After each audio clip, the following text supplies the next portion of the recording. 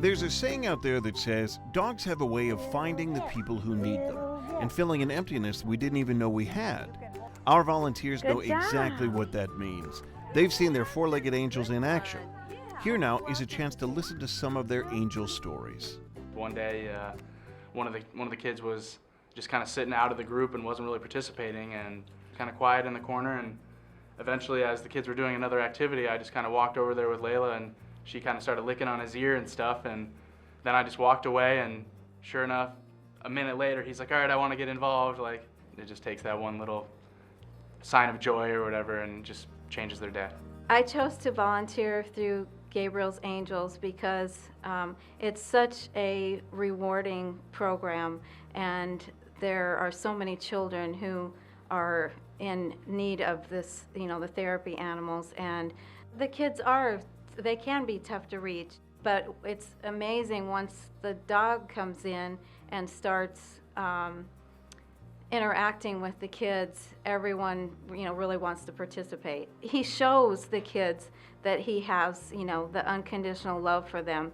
And as he goes around to see the kids, he, lets them hug him, and he just leans right into them and sometimes even closes his eyes.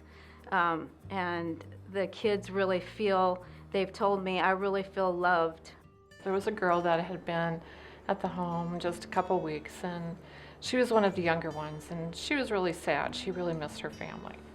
And we were all in the family room sitting around in a circle, and she had broke away from the circle for a little bit, and then she came back over and she said, "Does Dakota know when you're sad?" And I said, "Yeah, he knows when you're sad." I told her dogs know that. They sense that when you're sad.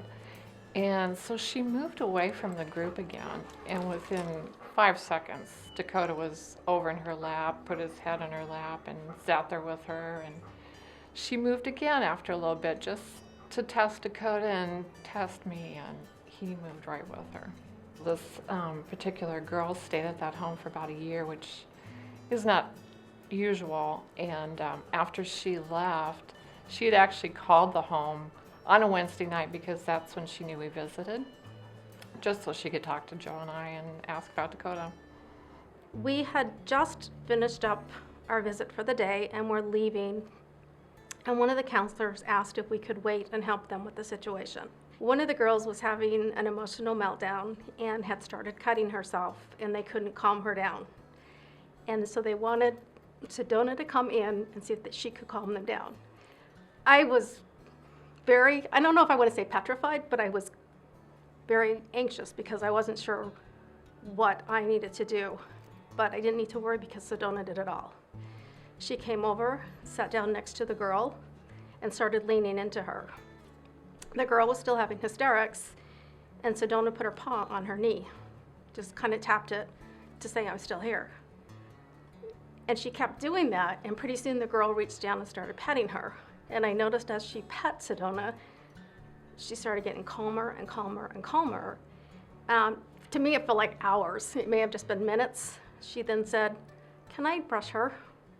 So it went from here to here because of her.